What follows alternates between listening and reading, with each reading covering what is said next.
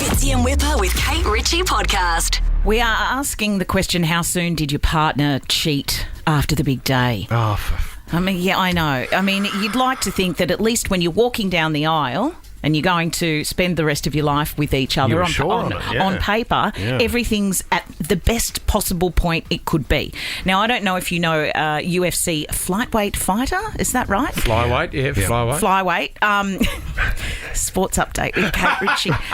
His name's Tim Elliott, and he has accused his ex-wife, Gina Mazzani, of cheating on him. Like, how quick are we talking here, Kate? Well, Round 8? No. She was a ring girl. Well, they're nice girls. Oh, I know. I'm just saying he cheated in the ring with the... I feel so uncomfortable for those girls. The ring girls, You mean the ring girls as in the ones that hold that... the sign up. In the stilettos with the number? Me too. They seem happy, though. They've got a good smile on their face. Oh, yeah. I'm not saying that they don't love their job, but I feel uncomfortable for them. And maybe it's an age thing where I'm thinking everyone else is wearing their jackets and their bling. You wouldn't do it anymore. I feel like running up there and putting a jacket on them. Sure. I was a promo boy one night at the Alma Hotel in South Australia, where I had to hand out test tubes of illusion. Top off? Oh, no way. No, not top off.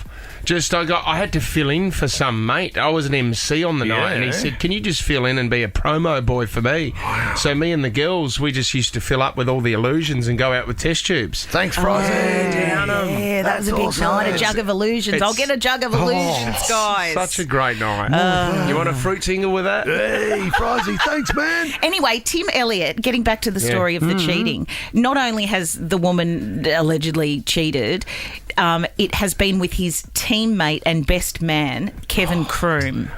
Not that the names really matter. The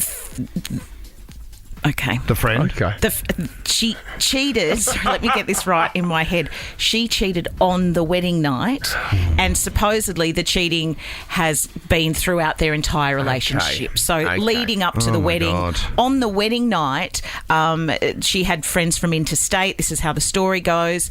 And she wanted to spend more time with them. They've obviously been in a long-term relationship. He has a young child. He goes to put the child to bed, and she parties on with the friends from interstate. But in actual fact, that was the best man, and apparently they cheated on that night as well. So he thought, you know what, I'm going to do this delicately. I'm going to call her out on Twitter, and he posted a video of his wife reading her wedding vows to his daughter on the day, saying, I'm going to love your daddy for as long as I live.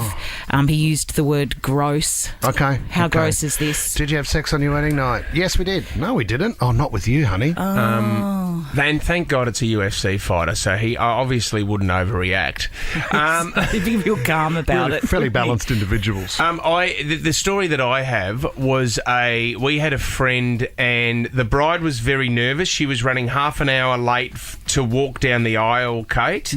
Her bridesmaids were in a different car, so she went in a car by herself to arrive at the ceremony. Yeah. In the car, the driver apparently was so good at calming her down and said, "Look, I just want to say, take a few deep breaths," because this girl's spoken about this afterwards, and he looked her in the rear view mirror and said, "You look beautiful. Don't worry about anything. You look gorgeous. I love the colour of your eyes." And they struck up this sweet. They struck up this friendship in the car that she got married that day and could not stop thinking about the driver for the next few days. Oh, my God. And Kate, it was about a month after the wedding, but she left her husband and hooked up with the driver. No, she How good's that? didn't. A great driver. He'd be there on time every time to pick He her was up. just trying to calm her down. Yeah, and he does that to all the upset brides. That's his gig. Yeah, They ended he's found up a together. weakness, hasn't he? He's found a weakness in the nervous bride.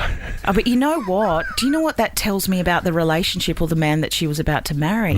Is that he doesn't show her kindness like that, and she just latched on to someone who was lovely. I mean, why on earth was there not a bridesmaid sitting beside her, holding her hand? Best thing you've said all day. Lisa in Kellyville Ridge. What's your story, Lisa? Good morning. I got married on the 24th of June 2000, and on the 5th of October 2000, his girlfriend called to ask me if we were separated. Oh, no. How long do you think he'd been with her? They'd been seeing each other for 5 weeks. 5 Did you weeks. know who she was? No. Oh, so he'd been telling her lies and said, "I'm not with her. It's okay. We can keep hooking up." So I always ask in this situation, Lise, was there revenge involved? How did you break it to him? Basically, I just called him out on it, gave him a call with some foul language and said, "Who is this?" And he's denied it.